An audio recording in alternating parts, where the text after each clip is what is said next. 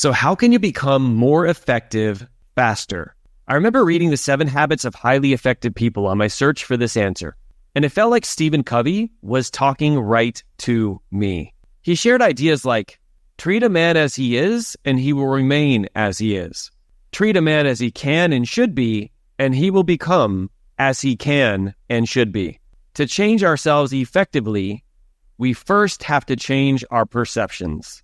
And if I really want to improve my situation, I can work on the one thing over which I have control, myself. Then he hit me with the next piece of advice, and it changed the way I operated forever.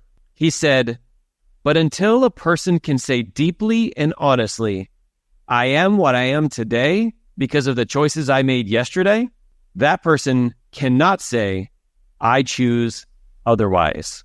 Say what? Yes, I found this to be true. If I didn't accept where I was in that moment was based on the choices I made in the past, I couldn't go anywhere else. And I don't just mean saying, okay, I accept it, let's move on. If only it were that easy. No, it took me years of work to truly understand how I could implement this idea into my life and really believe it, which is why we are making this video today. If you're ready to lean in and to learn how to be more effective in your business, with your family, and your health in the fastest time possible, let's go. It's time to redefine leadership. Welcome to Modern Leadership, where we see things differently. Our channel is all about empowering entrepreneurs like you to achieve the next level of success in business and life. We believe that you can create a massive impact in the world without compromising your personal life or family time to do so. We're committed to providing you with actionable tips and strategies weekly to make that possible. So if you're ready to become a modern leader and make a lasting difference in the world, consider subscribing. Turn on notifications and dive into our community.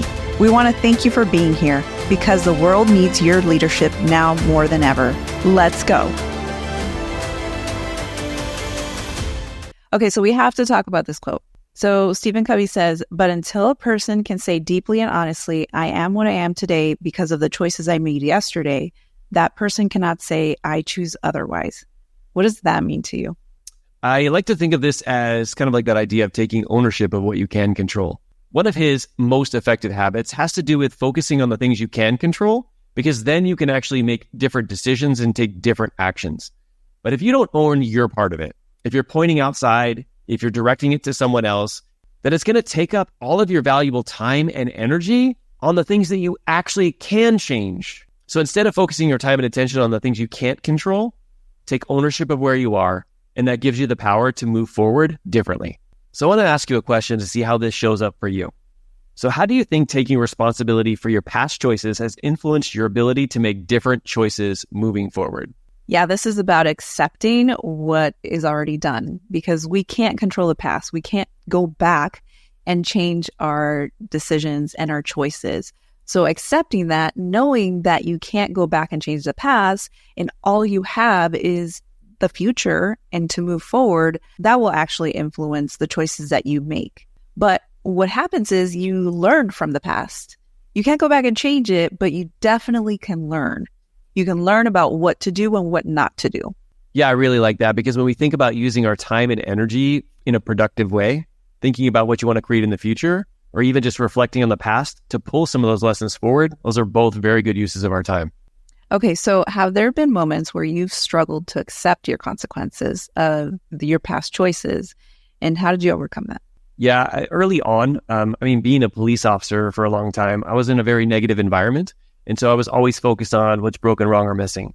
So I thought I didn't have time to work out. I thought I didn't have money to grow business. I thought I didn't know people. I thought I didn't, was a police officer. How could I use social media?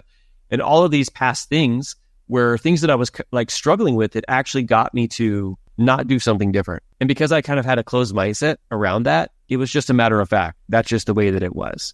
And I was using the fact that maybe I'd never experienced it before to mean something about my future. And so I was giving all of my time and energy to pointing towards the time, the negativity, other people, all of those kind of things. And it never gave me the opportunity to actually change my life.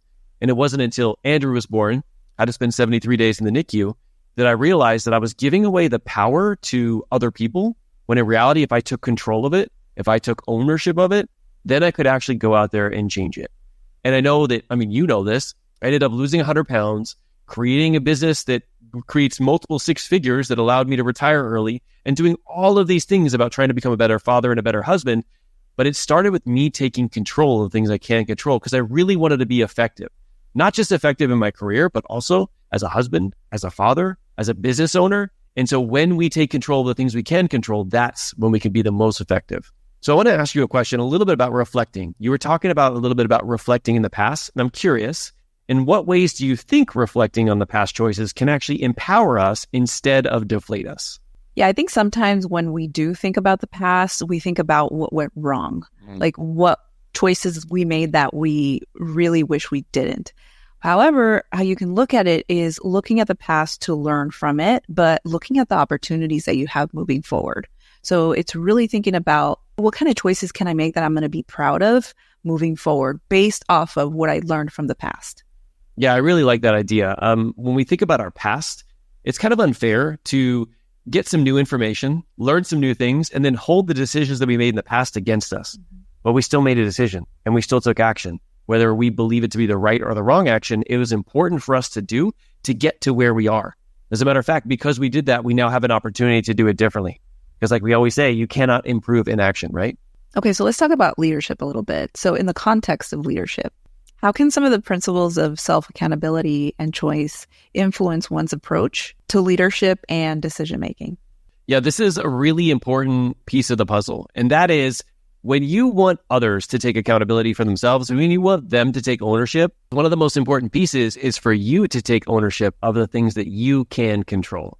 Because when you do that and you're not pointing fingers to the people you lead and you're taking responsibility, even when it might feel easier to point it on somebody else, to point it on the economy or point it anywhere, when you take responsibility yourself, not only does it empower them to take responsibility, but it gives them so much respect and influence because you're leaning in and saying, this is my fault, this is my issue, and this is what we're going to do moving forward. It just totally changes the influence game with the people you're leading. So I'm curious, I know there's people out there who are looking for some advice. So what advice would you give to someone who is struggling to take ownership of their past choices so they can make a different decision going forward? I think this one is more of, it's not that you're taking responsibility, it's that you're taking ownership. And that doesn't mean that it's your fault. You're not saying that, oh, I'm the bad person or I make the bad choices. It's really about, okay, it happened. I've done this, but I can make a different decision now. Yes, I love that because like we said in the beginning, any time wasted on thinking things outside of your control, you can't show up and do anything different. So what do you think we can do so that we can actually lean into the ideas in Stephen Covey's book? One of the greatest hacks that I've ever found to being effective is to make sure that you're surrounding yourself with other effective people. I mean, this is why we do what we do, both inside of our leadership book club and inside of our inner circle, is to make sure that we create an environment around people who are taking action and being most effective. For me personally, that also shows up in key situations when maybe I do want to shift the blame to someone else, or maybe the kids say something, or maybe the puppy's losing his stuff, right? And me reminding myself, Mark, how can I be most effective right now? And I remind myself, how can I be most effective? I show up in that way, and I actually do manifest being effective. But one of the biggest speed hacks when it comes to personal growth and everything is to make sure that you're putting yourself in a room where other people have the same values, share the same goals, and also are being effective by taking ownership of the things they can control. Because if you're in a group of people and everybody points fingers, it's so much easier for you to start pointing fingers too. Now, you might get to this point and wonder, how can I develop leadership confidence faster? Don't worry, we got you covered. Tap the screen to watch this next video where we talk about Jen Sincero and her powerful book to help you lean into your confidence. And if you're interested in learning more about our Business Leadership Book Club or the Inner Circle, we'll leave the information in the description. And we'll see you in the next video.